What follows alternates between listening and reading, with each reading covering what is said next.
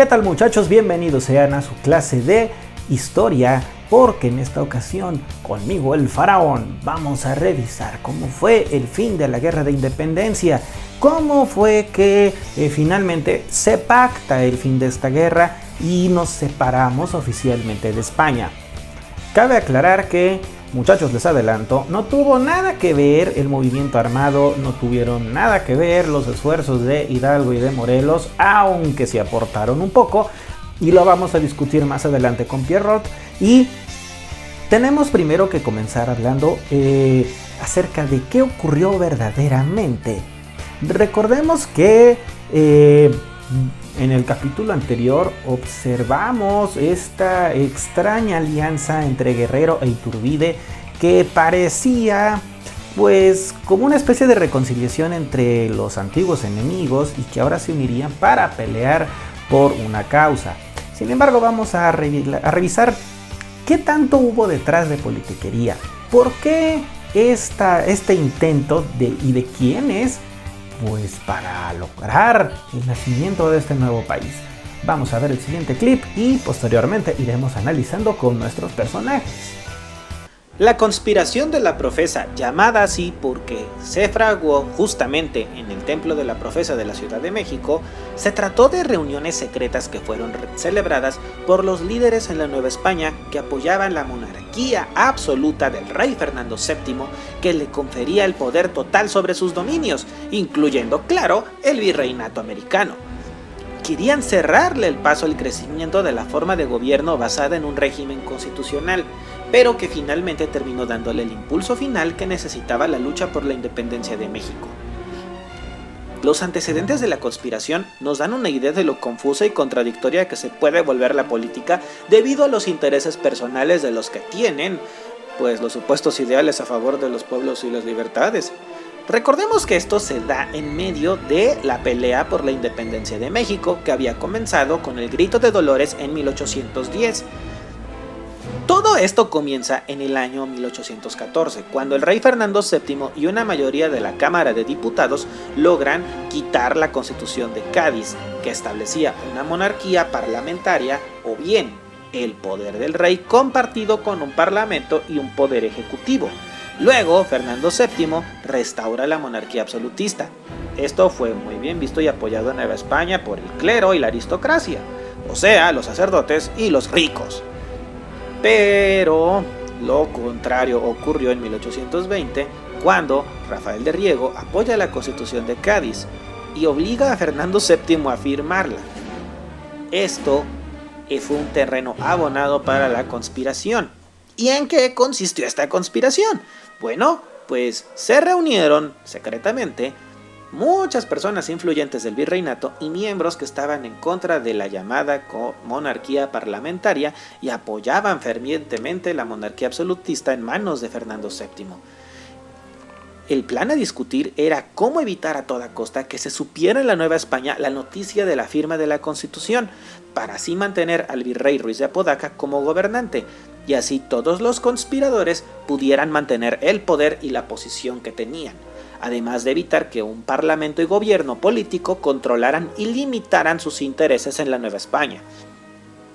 Cuando se supo la noticia, pues muchos juraron cumplir con la Carta Magna, y los conspiradores tuvieron que cambiar los planes. Ahora van a buscar establecer una monarquía, usando al virrey, y querían darle el carácter legal buscando a un infante de España. O sea, ellos querían establecer un gobierno absolutista con alguien que fuera pariente de Fernando VII, o dándole el poder a Fernando VII. Pero a estas alturas, los insurgentes ya estaban declarando la independencia de México mediante una constitución. Los conspiradores aparentemente simpatizaban con la guerra de independencia, pero su intención era buscar establecer otra monarquía absoluta y cerrarle el paso a cualquier constitución o cualquier ley que les quitara sus privilegios y poder. Debido al carácter secreto de estas reuniones conspirativas, es difícil establecer con certeza quiénes fueron los participantes de este movimiento, pero sí podemos dar algunos nombres de personas que evidentemente estuvieron en la conspiración, simpatizaban con ella y la apoyaron. Por ejemplo, Matías Monteagudo, Juan Cruz Ruiz de Cabañas, que era el obispo de Guadalajara, Miguel Bataller, que fue quien acusó y llevó a un tribunal a Morelos, que fue quien lo mató, el inquisidor Manuel de Bárcena, que era el encargado de establecer las ejecuciones de la Santa Inquisición, y Joaquín Pérez Martínez y Robles, que era obispo de Puebla y que excomulgó a todos los insurgentes. Y pudo haber muchos más, solo que por ser una conspiración no quedaron plenamente identificados. Es evidente que el virrey estaba enterado y apoyaba la conspiración, pues él era pieza clave en el establecimiento de una monarquía. El problema es que estaba obligado a tener que ceder y jurar la constitución que le habían enviado, debido a que no podía rechazarla, ya que de hacerlo, pues simplemente le iban a quitar su puesto y ya. Las causas reales de la conspiración fueron las de siempre: el deseo de mantener el poder y los beneficios que se traen. Cuando en la Nueva España se conocieron los pormenores de la instalación que minaba, o sea, le quitaba autoridad al rey Fernando VII en la España continental y por lo tanto la autoridad en el virreinato, a nadie le gustó de la clase gobernante y sus beneficiarios. La clase aristocrática, clerical y muchos estratos económicos ricos que tenían privilegios y beneficios para ellos y sus familias, pues rechazaron esto.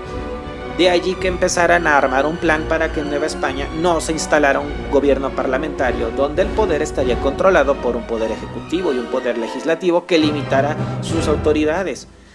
La conspiración se volteó completamente en contra de los conspiradores.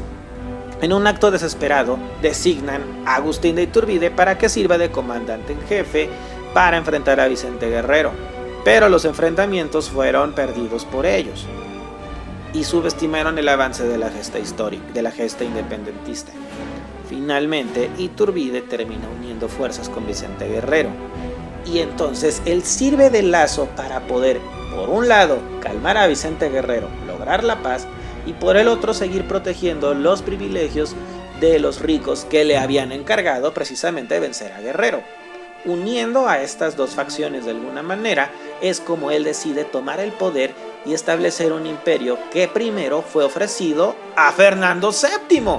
Sí, la independencia de México ofrecía como primer rey del imperio mexicano a Fernando VII, pero Fernando VII lo rechazó, estúpidamente hablando, puesto que en Brasil, por ejemplo, su independencia se consiguió de esa manera.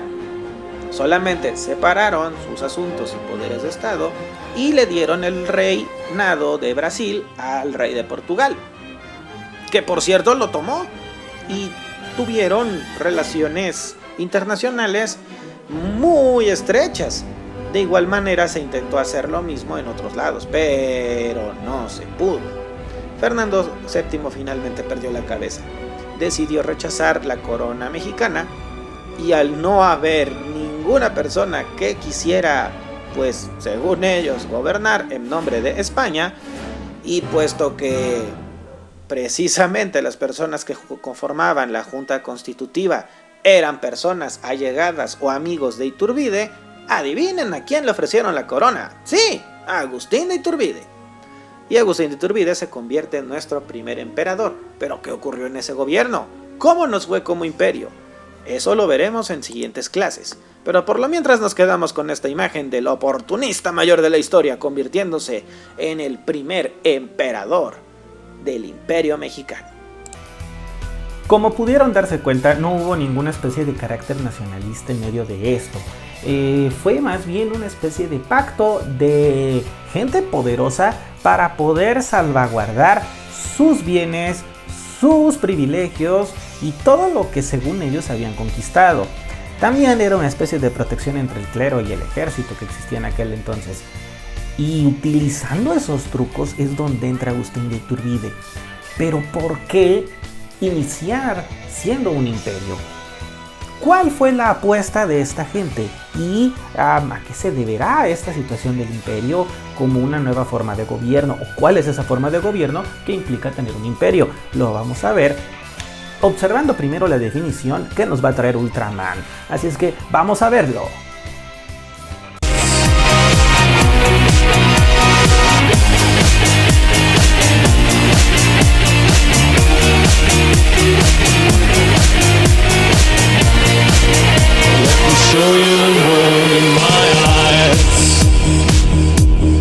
imperio va a ser una organización política que va a tender a extender sus territorios y dominios, y cuyo poder va a estar centrado en una persona llamada emperador. Aunque en México, en lo sucesivo, aunque fue llamado Imperio Mexicano, se constituyó en una monarquía constitucional moderada. Esto quiere decir que el monarca va a ejercer el poder ejecutivo y va a gobernar a partir de la redacción de edictos o de leyes, que a su vez serán discutidas y revisadas para el análisis en una Cámara de Diputados o de Representantes, y el monarca y también los diputados van a estar sujetos a leyes que vigilarán su actuar, su proceder, y van a estar a cargo estas leyes y la votación de esos diputados por el pueblo. Así es. La gran diferencia es que ahora el emperador va a compartir de alguna manera el poder con otros poderes. O sea, él se va a encargar de mandar, pero los diputados se van a encargar de revisar y de vigilar cómo es el actuar del emperador. A su vez, habría un ejército, que sería el poder judicial, que se va a encargar de vigilar que se cumplan las leyes que entre ellos dos hagan. Se supone que estos tres poderes en un imperio deberían de vigilar el bienestar de la sociedad y del país que controlen. Soy Ultraman, y esto fue tu definición de imperio y de monarquía constitucional. Nos vemos para la siguiente. Como pudieron notar, nosotros al volvernos un imperio adquirimos una forma de gobierno que es muy diferente a la de un reino. El imperio va a tender a expandirse, va a tender a buscar ampliar sus horizontes, puesto que una monarquía que no se expanda era mal vista en aquel entonces. Si tú eras rey o emperador de algo, pues tú lo que tenías que buscar era mantener un gran reino, abarcar lo más que pudieras y ser próspero.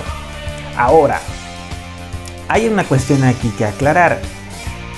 Ya que somos un imperio, bueno, pero ¿por qué serlo?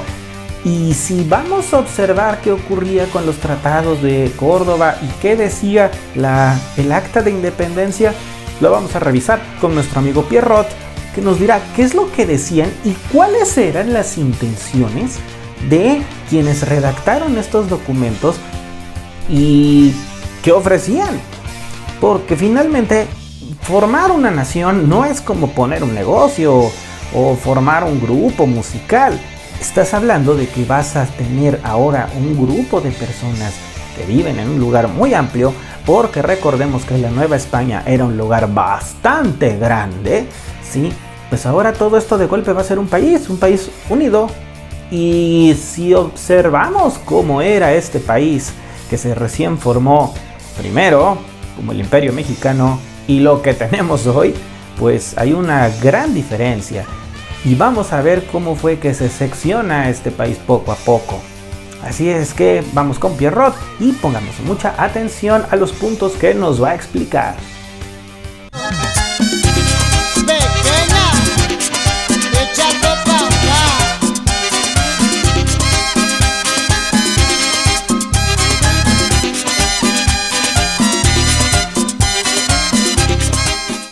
¿Qué tal, muchachos? Bienvenidos a su sección con Pierrot. Vamos a revisar el día de hoy qué es lo que mencionaban estos documentos tan importantes para la nación, que son los tratados de Córdoba y el Acta de Independencia. Uno es, digamos, el hijo del otro. Primero se firmaron los tratados de Córdoba, en los cuales Agustín de Iturbide exponía cuál era su proyecto de nación y qué pretendía, ¿sí?, al finalizar la Guerra de Independencia. Esta parte la tenemos que analizar muy bien porque, muchachos, este documento y también el Acta de Independencia son los que buscaron darle identidad al nuevo país que estaban formando. Agustín de Iturbide la tenía muy clara. Él, al final, va a buscar dar el golpe necesario para poder él proclamarse el gran vencedor y tomaría a la postre el grado de ser el primer emperador de México. Y bueno, recordemos que al emperador nadie lo elige, prácticamente había asegurado el futuro de él y sus hijos. según él. Pero bueno, así es que vamos a revisar qué es lo que decían, qué es lo que había detrás de estos documentos y pues por qué uno es producto del otro. Vamos a ver el siguiente clip. Para poder comprender qué puntos influyeron en la redacción de los Tratados de Córdoba y la posterior Acta de Independencia de México, debemos de observar qué ocurrió con el Pacto de Iguala. El Pacto de Iguala, o de las Tres Garantías, fue un importante documento de carácter político, proclamado por Agustín de Iturbide en la ciudad de Iguala, en México. Este proyecto se llevó a cabo para realizar la independencia de la Nueva España, que ya llevaba 10 años en guerra. Con este plan, el general Iturbide ofrecía finalizar aquella larga guerra. El proyecto fue propuesto al más importante y respetado militar, que era Vicente Guerrero, lo cual dio origen al ejército trigarante, que era la unión de los realistas e insurgentes. El objetivo del plan de Iguala era establecer 4 puntos importantes: establecer la independencia de México del régimen de España, sostener el régimen de la monarquía de Fernando VII, o en su defecto, alguno de los integrantes de la corona de España, imponer la religión católica como religión única y absoluta, así como establecer la unión de todos los individuos, es decir, imponer igualdad social entre americanos, españoles, africanos o asiáticos. Sin embargo, sus principales consecuencias fueron, pues, la redacción de los Tratados de Córdoba.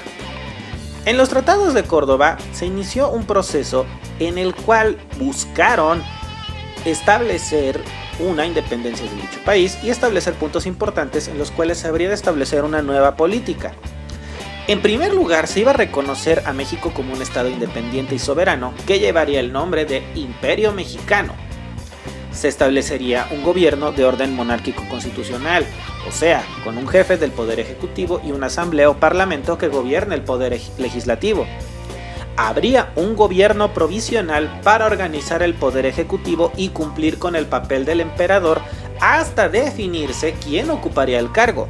Juan de O'Donoghue formaría parte de esta junta provisional gubernamental. También el inicio de un proceso electoral para elegir a un presidente de la Junta de Gobierno.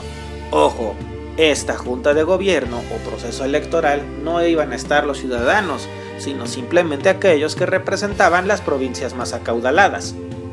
Y también un establecimiento de que se respetarían tal cual las leyes que establece el Plan de Iguala. ¿Cuáles fueron sus consecuencias?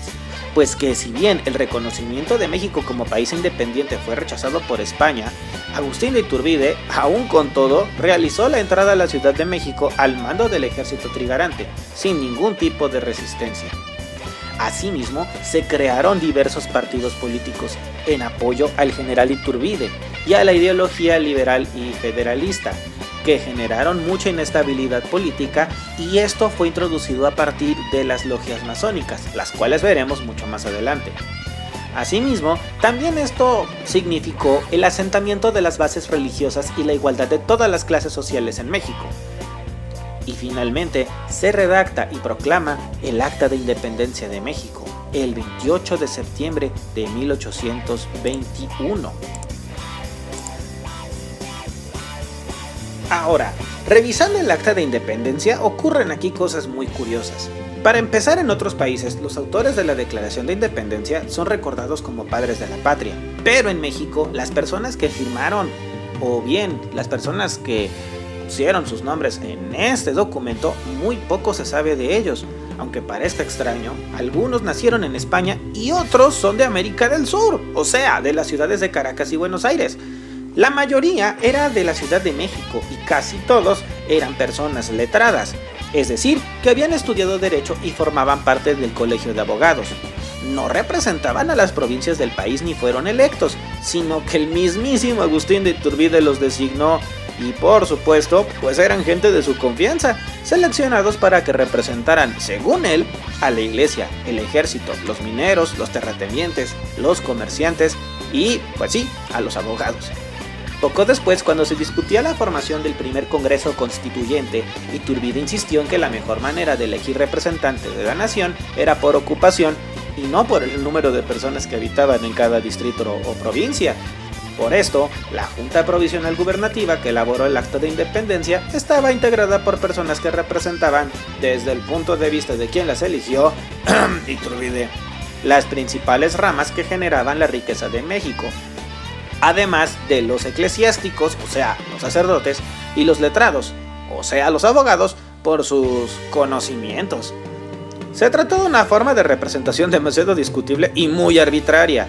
En su propia época hubo muchas críticas, pero quiero que observen que vemos cómo la representación política no estaba definida. Después de todo, la experiencia estaba muy limitada, ya que el Congreso que, por ejemplo, cuidó Morelos, el de Chilpancingo, tenía un diputado electo por una provincia, mientras que los demás fueron designados por José María Morelos y después por ellos mismos. Años después, Fray Servando Teresa de Mier propondría que el presidente Guadalupe Victoria designara a varias personas para que formaran una asamblea legislativa. Es decir, que de los dos bandos hicieron lo mismo. Y esto ocurrió porque no había ningún tipo de experiencia en lo que se le denomina democracia. En México estábamos acostumbrados a que nos mandaban y ya. No existía sed o esta enseñanza de buscar conocer qué era la política, quiénes representaban a quién y sobre todo pues cómo se llevaban a cabo las votaciones o cómo se formaba una ideología política. Esto es muy importante, muchachos, porque hoy en día pareciera que estamos igual.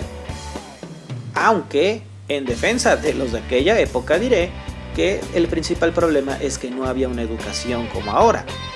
Antes había muchas personas que eran pues analfabetas, no conocían de letras, no sabían leer y mucho menos ciertas palabras y demás. Cosa que tú ahora pues tienes oportunidad. Como puedes notar, estas historias nos dicen mucho acerca de cómo nace el lugar como país. Así es que sí, la independencia lo hicieron los españoles y por mucho tiempo. Como pueden ver, la redacción de estos documentos lo que hace es que en la letra va a dictar qué es lo que se va a hacer con este nuevo país, quiénes lo van a mandar y cómo lo van a hacer. Ahora, no dudo que las intenciones de los primeros independentistas hayan sido buenas. Sin embargo, los antiguos jefes insurgentes que quedaban, que son Vicente Guerrero, Guadalupe Victoria y Nicolás Bravo, se sintieron terriblemente traicionados, pero ellos ya no tenían gran cosa que hacer. Recordemos que los grandes cabecillas de esta revuelta pues ya habían muerto y ahora resulta que los habían matado van a tomar el poder y van a realizar la independencia. ¿Ven la contradicción de esto?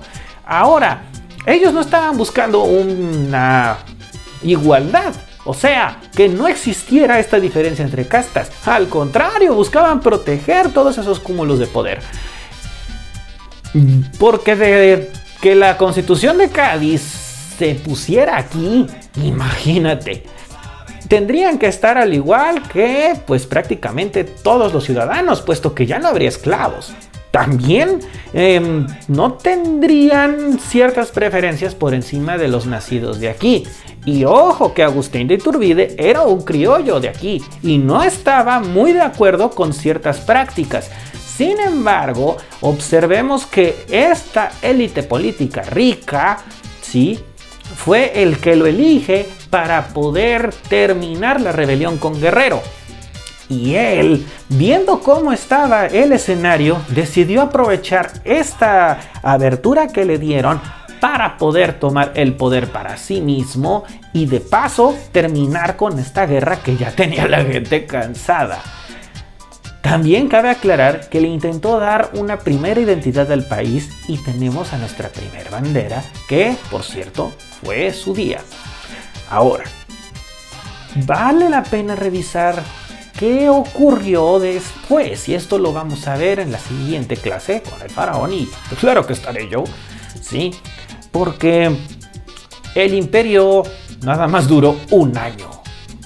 Y después de ese año empezaron a organizarse bajo otras formas, ¿sí?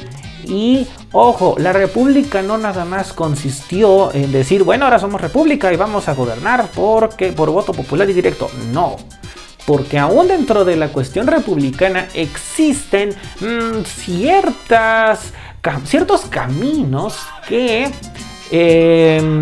algunos querían fueran decididos y otros no.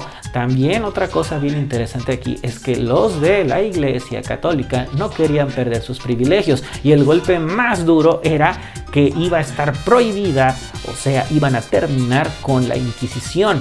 Y la Inquisición, muchachos, manejaba dinero, manejaba poder político, era una policía aparte. Y perder ese pequeño cúmulo de poder les iba a doler mucho. Pero bueno, regresamos con el faraón para seguir observando y analizando qué ocurrió. Adelante, y recuerden que soy Pierrot. Nos vemos muy pronto. Nosotros ya vimos parte de la historia de muchas personas que se dedicaron al movimiento de independencia. Revisamos un poco sus vidas y también hemos visto cuáles eran, dentro de alguna manera, pues cuáles eran sus verdaderas intenciones para con el país que querían formar. Hidalgo no buscaba formar un país, buscaba hacer un gobierno interino en lo que el rey regresaba. Morelos fue el que comenzó a hablar verdaderamente de un país distinto, pero con ciertas sujeciones y no necesariamente una república. Finalmente nos formamos como un imperio. Ahora, esta transición, ¿por qué se da? Muchachos, la gente de antes no sabían que era una república como nosotros vivimos. Es decir, no entendían qué forma de gobierno era esa. Definitivamente no iban a ceder el poder de decisión a todas las personas que vivían. Y vamos, tan solo observen estos diputados que conforman la regencia para ver quién va a ser el primer emperador del Imperio Mexicano. No fueron personas elegidas por una votación popular como se supone que ahora tenemos.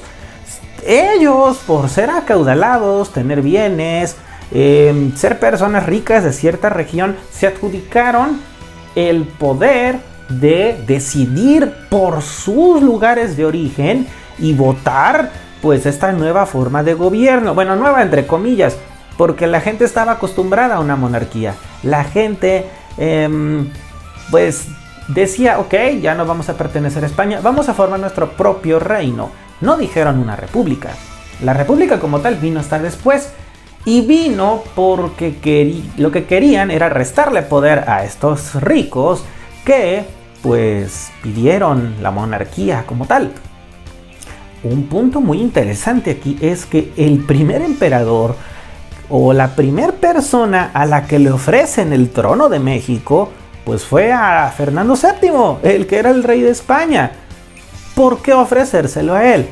Creo que no hemos revisado a profundidad qué pasaba con este rey y qué clase de rey era. Vamos a revisarlo con Fishman y pues vamos a ver qué había en la cabeza de este señor. ¿Por qué ofrecerle el trono de México a él primero?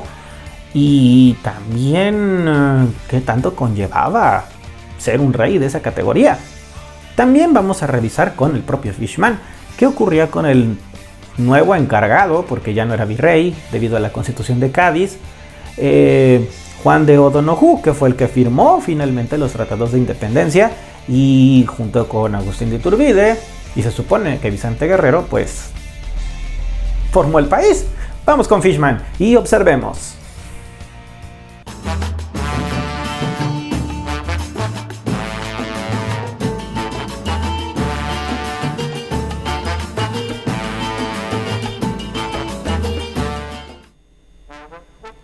¿Qué tal, muchachos? Yo soy Fishman y en esta ocasión vamos a revisar dos personajes y lo vamos a hacer de una manera muy diferente.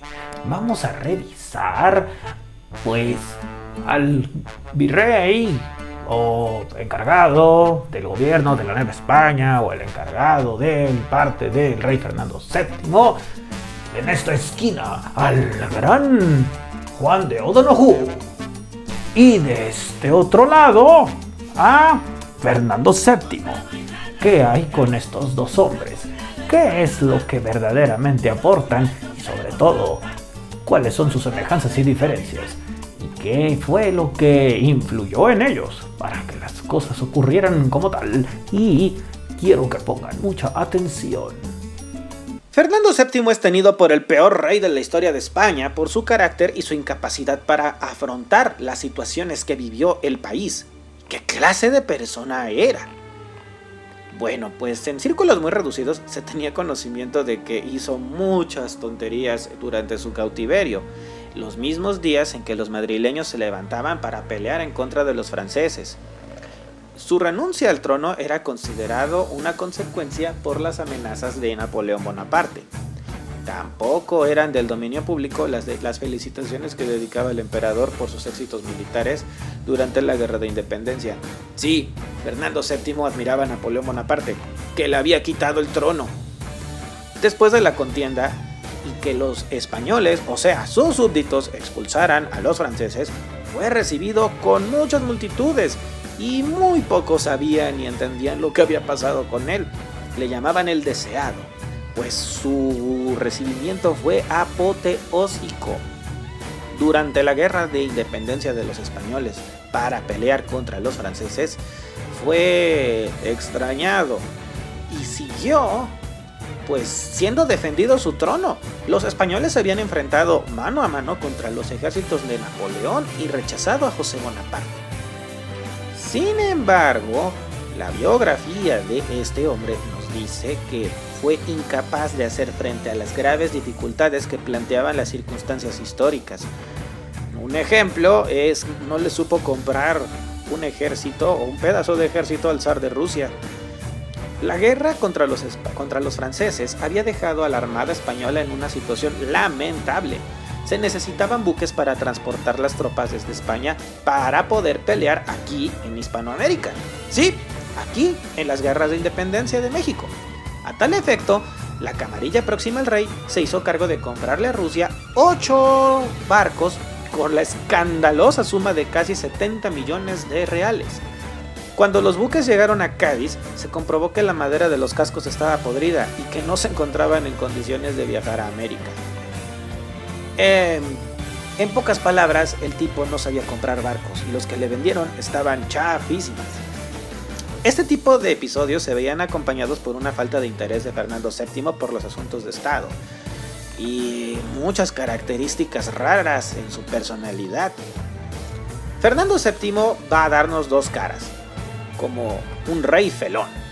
Sí, felón, de falo.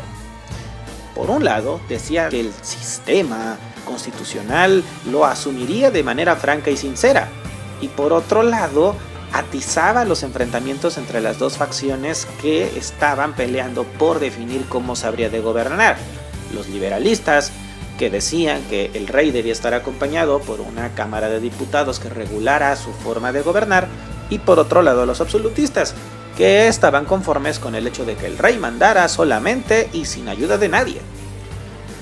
Y bueno, era condenado por los liberales porque era muy populista, o sea, se llevaba convenencieramente con el pueblo, como su desprecio a la soberanía nacional. También era muy obsesivo con las mujeres, pues era visitante asiduo a prostíbulos. Y era muy conocido por la manera en que trataba a la gente. Además era muy vengativo. Se dice que el rey persiguió con saña y sin tregua a los liberales. Los que pudieron huir pues buscaron refugio en Gran Bretaña. Quienes no lo consiguieron y fueron detenidos pagaron con su vida la defensa de sus ideales. Sin embargo, Fernando VII también era muy conocido por ser una persona que tenía gustos simples.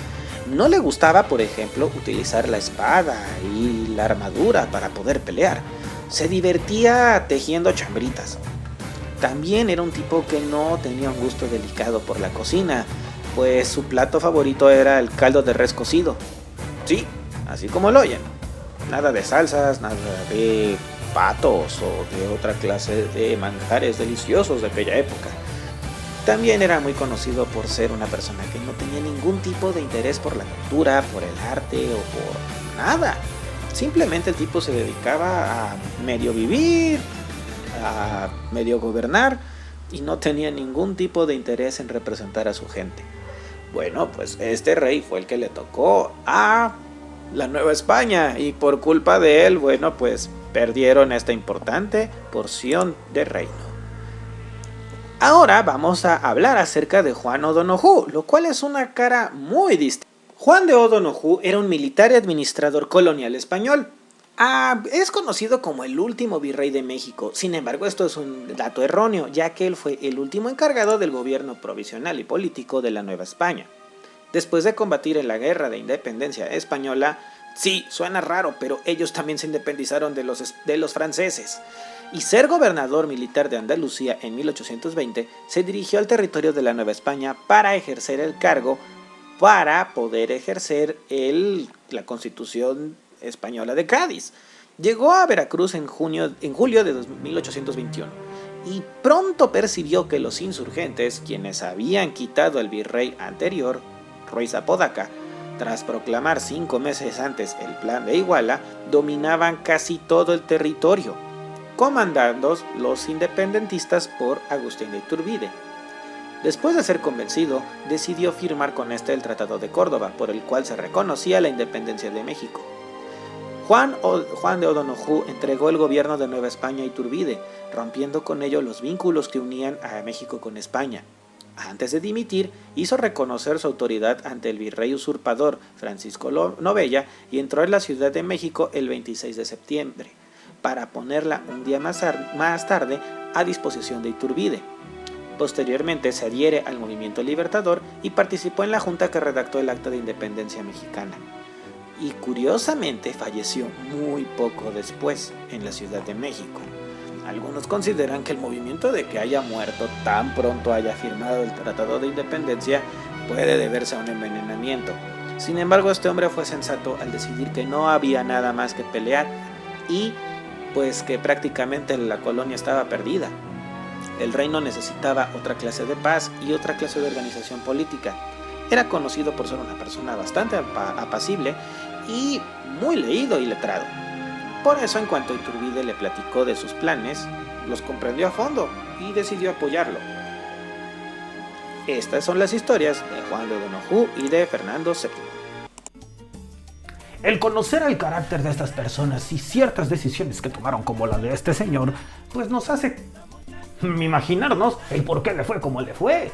No era una persona muy preparada, no era nada inteligente, estaba horrible y aparte de todo no tenía el don de gobernar. A veces, muchachos, creemos que nosotros, pudiendo estar en el lugar de otra persona, lo haríamos mejor. Pero estamos equivocados la gran mayoría de las veces. Nosotros tenemos que entender, en el caso y más de la historia, que hay contextos que son diferentes a nuestra época. Verán, esto lo conocen algunos como paradigma, pero también algunos le llaman la nariz de Cleopatra, porque Cleopatra era muy fea y su nariz también. ¿A qué voy? Bueno, supongamos que vemos una obra como esta. Eso de ahí está mal. Esto de aquí no va. Esos lentes no pudieron ser de esa época, porque Ray-Ban pues comenzó muchos siglos después. Así es que no pudieron haber pintado a alguien con estos lentes oscuros. Y lo mismo pasa cuando nosotros metemos nuestra forma de pensar en otra época. ¿Esto qué quiere decir? Nosotros no podemos juzgar tan severamente las decisiones que se tomaron antes porque nosotros no somos de ese tiempo. Es como si yo agarro, no sé, a tu abuelo, le pongo reggaetón y le digo que baile. Pues no va a poder hacerlo o no lo va a entender porque no es de su época. O tú, te voy a mandar a la época de la música de tus abuelos e intenta bailarlas o entenderles. No lo vas a hacer. Y lo mismo podríamos hacer con muchos ejemplos aquí. Fernando VII era un idiota, sí, pero digamos que así lo hicieron ser, porque, bueno, ya vimos la historia de su familia y un poco acerca de cómo creció y de todas las cosas que le pasaron. Y, sin embargo, vemos aquí al buen O'Donoghue, que, bueno, tenía cierto garbo, tenía porte y ya estaban hasta acá de las cosas que ocurrían en España. Por eso se dio. Así es que, pues muchachos, lo tenemos claro. Siempre observen esto, recuerden detenerse a analizar y reflexionar qué es lo que verdaderamente ocurre. Nos vemos en la siguiente. Yo soy Fishman y vamos de regreso con el faraón. Qué diferencia de hombres, ¿no creen? Es muy interesante ver que no necesariamente todos los reyes son gente muy preparada o muy inteligente. Y que esas personas, a pesar de lo que sean, pues van a decidir el destino de sus naciones. Y Fernando VII perdió dolorosamente la joya de su corona, y era este lugar que ahora llamamos México. En lo sucesivo vamos a ver qué ocurrió con el Imperio Mexicano, pero vamos a ver también que estos esfuerzos por crear una nación no es algo de la nada. Porque, vivimos en un mismo lugar, compartimos ciertas costumbres, un idioma, cierta forma de vestimenta, cultura y una historia. Pero en aquel entonces apenas su historia se estaba escribiendo y vendrían muy buenas pruebas para saber, bueno, eres una nueva nación, eres un imperio. Hay países que no vieron con buenos ojos el nacimiento de México. Y pues vamos a tener que hablar un poco acerca de nuestro vecino incómodo, Estados Unidos, porque ellos notaron lo que ocurrió aquí, estuvieron atentos observando qué es lo que sucedía, cómo se iba desarrollando el conflicto y finalmente al ver el resultado pensaron en qué cosas o qué ganancias podrían ocupar. Y esta semilla va a empezar a crecer, pero el que la vino a sembrar, adelanto, y esto es una tarea que les encargo, ¿sí? Quiero que busquen la biografía de Joel R. Poindexter. Este señor fue un embajador plenipotenciario por parte del gobierno de Estados Unidos. Él se encargó de establecer relaciones diplomáticas con el nuevo imperio. Pero no se detuvo a eso. Este señor realizó ciertos movimientos políticos y también empezó a mover ciertas cosas que desestabilizarían al imperio y posteriormente se convertiría en república. ¿Pero por qué? ¿Por qué ocurrió esto? Lo veremos en nuestra siguiente clase, ¿sí? Y pues esto fue la independencia de México. Ahora vamos a transcurrir en el México independiente y veremos quiénes asumieron las presidencias, cómo fueron esos gobiernos y finalmente qué fue lo que termina por pues fundar la conciencia nacional. En lo sucesivo, ahora es Imperio Mexicano. Pero ¿somos mexicanos? ¿Qué es ser mexicano? ¿Qué es lo que a las personas les parecía ser mexicano? Y sobre todo, ¿la gente estará conforme con ser mexicano o ser parte de un imperio? Lo veremos más adelante. Soy el faraón y nos vemos en la siguiente.